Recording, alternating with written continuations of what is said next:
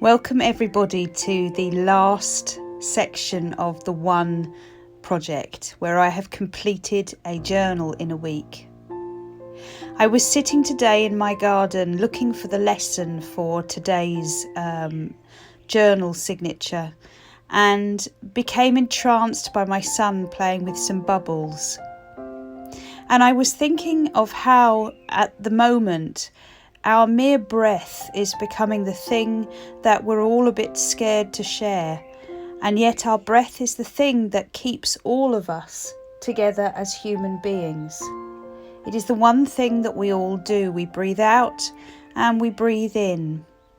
We breathe out and we breathe into the trees, and the trees take in our breath and transform it into oxygen in order that we can breathe back out again. As human beings, our breath can be heard in a sigh or in a lover's intake. Our breath indeed is a form of communication that mingles among the air and mingles among the trees and the world, quite with its own agenda. And so today I wanted to explore the theme of breath. I also wanted to make sure that I used as many of the materials that I had constructed in part one of our journey so far. I wanted to use as much of that as possible because this was going to be my very last signature. And so the very first thing that I did is I took some of those delicious tissue papers that we painted with inks and then added gold to. And I put a piece into the centre of every single page.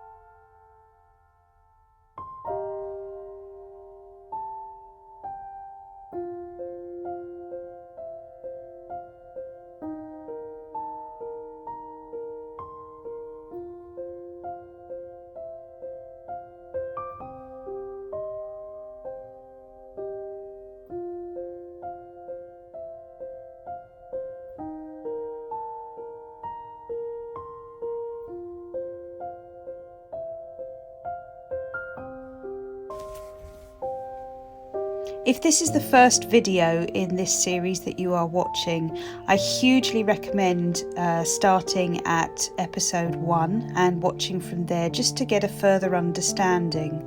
And of course, if you want to know even more, you can join the Facebook group, of which I'll put the link below.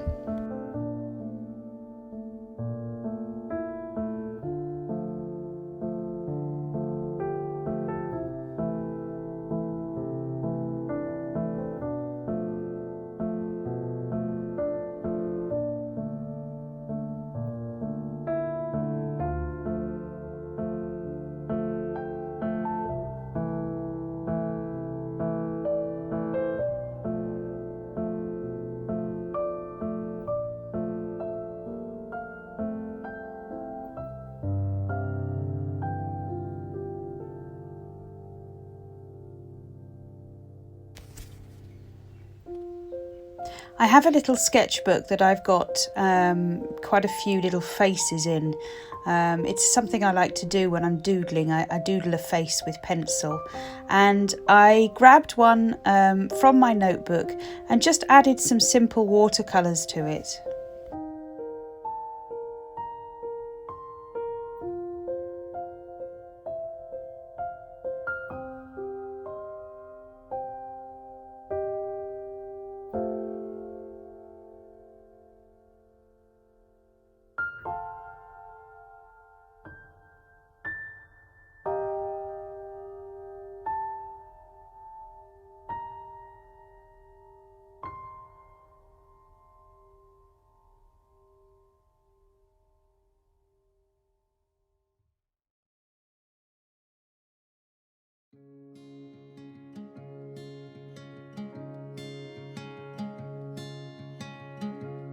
I was lost in a city dream, and I was at home again beside the stream.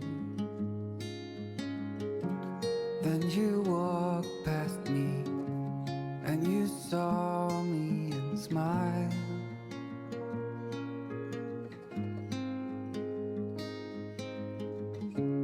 I will never forget the first time when I saw you. I thought I lost my mind. Blue and faded was blown away and left behind.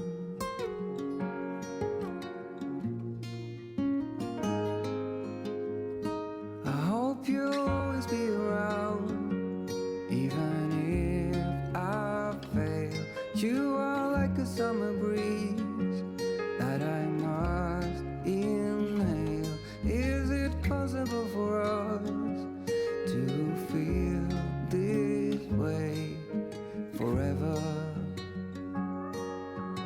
Loving you has never felt more right.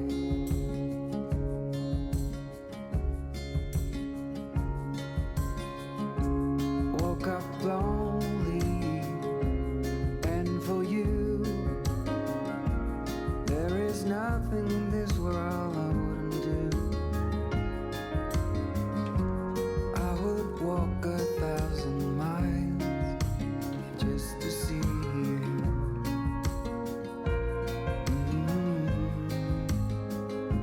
I hope you'll always be around. There is always a moment where your artwork is going to gift you a little moment of treasure, and it's often in that moment where you think you've done something wrong.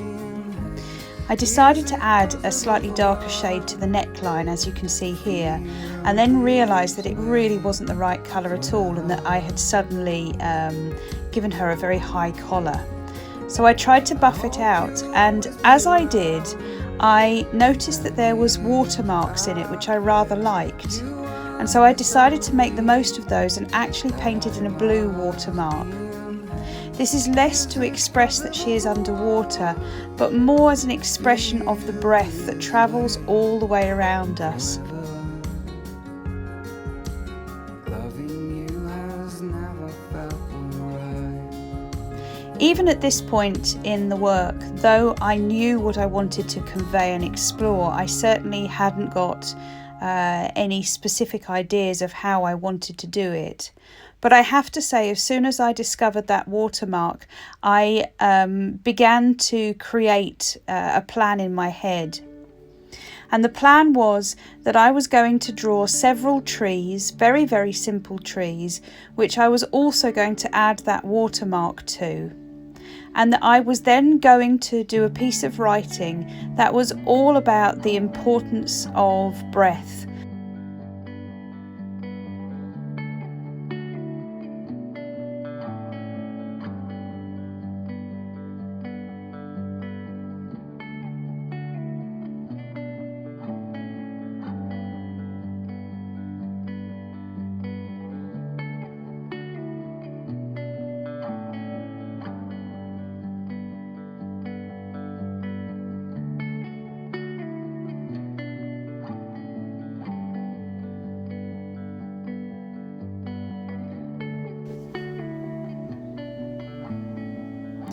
All of these trees are just drawn and painted onto my notepad that I've used the whole way through this junk journal series. I just use pencil to create a very simple tree wavy line, and then very easy watercolour shapes over the top. I then pop the blue watermark underneath it. It does end up being a little bit darker than the watermark on the face, and I'm not sure if I'm okay with it or not, but you know, we let it go, and actually in the end it's absolutely fine. What I then choose to do is I go over the bark line on those trees, the branches, with a grey marker pen. I don't want to go over it with black because I don't want it to stand out too much, but enough that it's defined.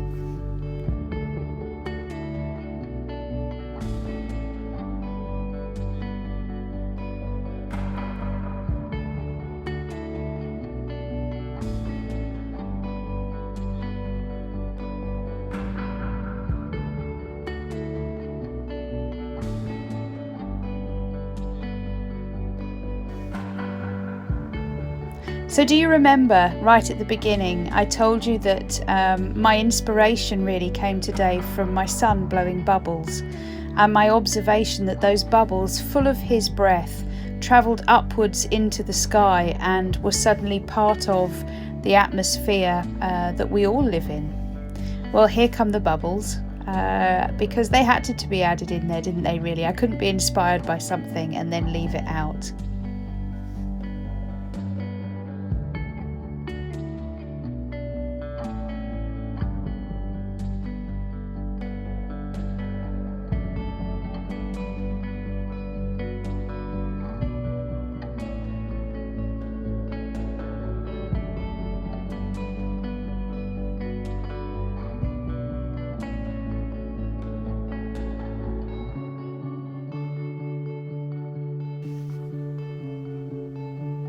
So once those watercolours have dried, I use my white Signo broad pen just to put in some light marks, and then I take some glossy matte accents and create some bubbles. Glossy matte accents creates a little firm dome over the top of those bubbles, so when you actually look at it in your hand, they do look quite solid. I then just put some glitter glue over the top of that blue area just to make it nice and shimmery, and then I construct my layouts. Now, through the process of constructing this journal, you will have heard me say time and time again that I have been learning that what I really enjoy, what my body absolutely gets a kick out of, is having a repetitive rhythm. And certainly that's one of the main things that I've learnt from doing this project, is that I have a tendency to launch full in and want to do lots and lots of different things. Yet what gives me the most joy and the most pleasure is really repeating something until it works beautifully for me. So what I've got here is a little bit of my collage paper, one of those sewn balloons, and obviously my tree shape. And on the sewn balloons, I stick a little plastic square which has got some letters on it. And the letters, when they spell out right the way across this signature, spell the word breath.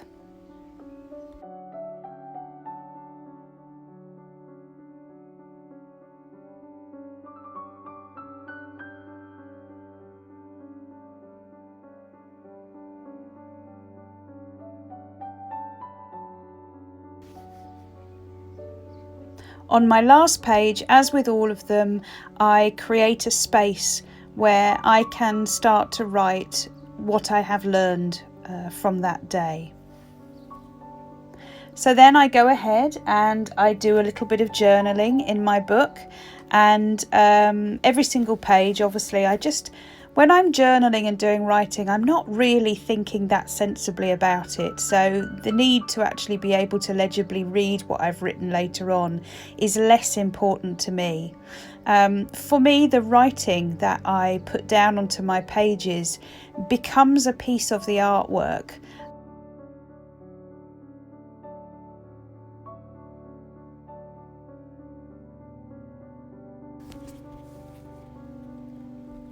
So here's what I write. I never realised the potency of my breath until I couldn't share it. My breath fills my lungs, which reach from my belly right to my neck, enormous caverns full of me. What would cave people paint among the walls of my lungs? Each time I exhale, I am asking the trees to inhale parts of who I am.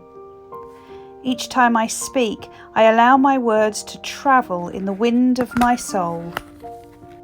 How much more would I care about the words I speak if I honoured that they travelled on air from the treasure boxes of my very being?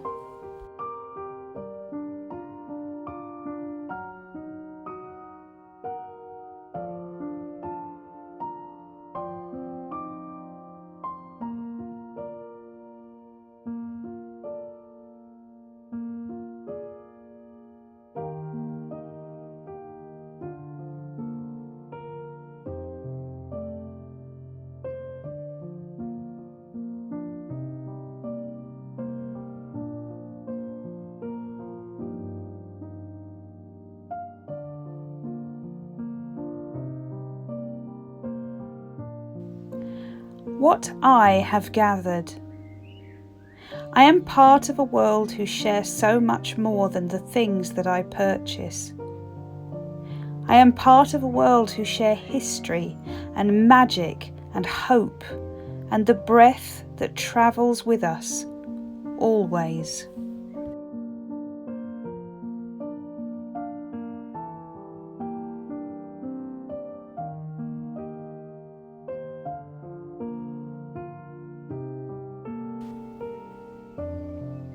This has been an eye-opening, wonderful, creative, sometimes stressful, sometimes challenging experience to set myself.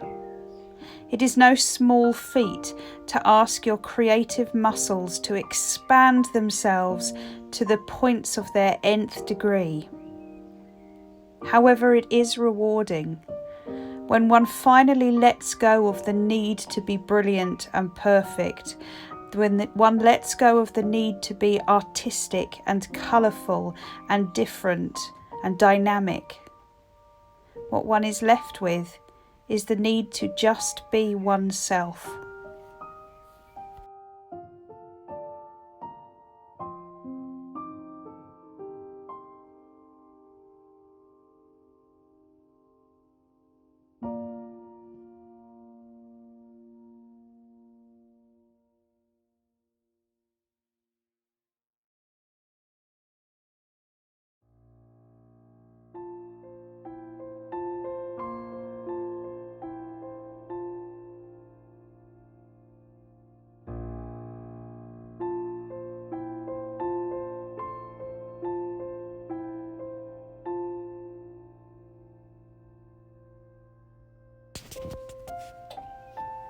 Do let me know if you have a go at any of the exercises that I have discovered through this process. And do come on and say hi on the Facebook page. We absolutely love to meet new faces.